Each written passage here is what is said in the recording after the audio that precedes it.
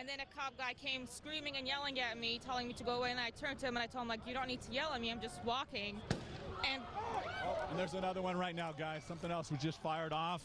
I wouldn't call it chaos. It was chaos. Believe me, I was in the middle of it. So those are your words. I'm not going to use those words. What I will say in preparation, that we were prepared, we were decisive, and we were immediately responsive. So people are tear gassing officers who are trying to keep and maintain the peace. The canisters that police were shooting at them. That is not the information that I received. I received the information that we were tear gassed first.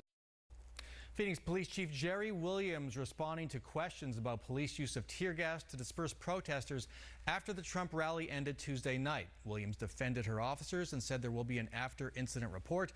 The ACLU of Arizona is calling for an independent investigation of the use of police force at that rally. We're getting insight now on how police handle large crowds from Michael Scott, director of the Center for Problem-Oriented Policing at Arizona State University. He's a former police chief, police officer, and a Harvard Law grad. Welcome to Square Off, sir. Thank you. Good to see you. I want to give you folks some background. There are a lot of questions surrounding the police response to the protesters at the rally.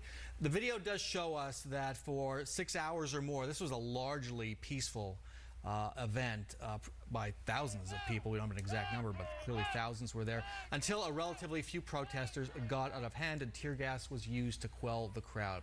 At the end of the night, there were just 4 arrests. Not bad when you're talking about an event that drew thousands of people to one place. Would you agree with that? Yes, historically, we've seen in this country in the not too distant past hundreds of people injured in riots with police, with dozens of people killed. So we have to keep in perspective that an event of this size is in some measure significant progress in how we police these events in this country. So give us the big picture about policing these events. Is there a philosophy, guidelines that police have when it comes to dealing with large numbers of protesters? Well, in my span of my career, now about 40 years, I've seen the philosophy change at least 3 or 4 times. And often, usually in reaction to the latest bad police-involved riot. So, for example, I started my career in a university town in the wake of the Vietnam War protests, in which the policing of it was widely regarded as unprofessional and poor.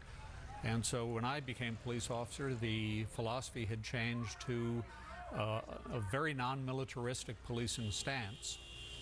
We were not even issued riot gear, and it moved all toward conciliation and toward negotiation, and has since moved back in a different direction. And now we're in a different direction. There you see the video right now. The face that police present at this event and others is a militarized force. What kind of effect can that have on a crowd? Well, that's something police have to be very careful about, is that the police themselves don't become the instigation or the focus of the protesters' anger. And that's a delicate balance to achieve. But this whole movement back toward a more militarized approach really, as far as I can tell, took root after I think the 1999 World Trade Organization riot in Seattle, and many police departments said, we're not going to let that happen to us. So in this case, you have a diverse crowd of thousands of people, many peaceful, young, old, teenagers, and clearly a small group that wanted to cause problems. What's the challenge in dealing with a protest like that? This is the singular biggest challenge that police face today, in that all of the prior planning that police can do with talking with event organizers, getting people on both sides to agree to a set of rules and guidelines and mutual understanding of how things are going to go, can be disrupted completely by a small group of people that come into the event with absolutely no intention of following the rules and essentially spoiling for a fight. But that's who you have to prepare for. You prepare for it, but the preparations are very difficult because if you can't identify who those individuals are ahead of time, it's very difficult to keep them out of the event.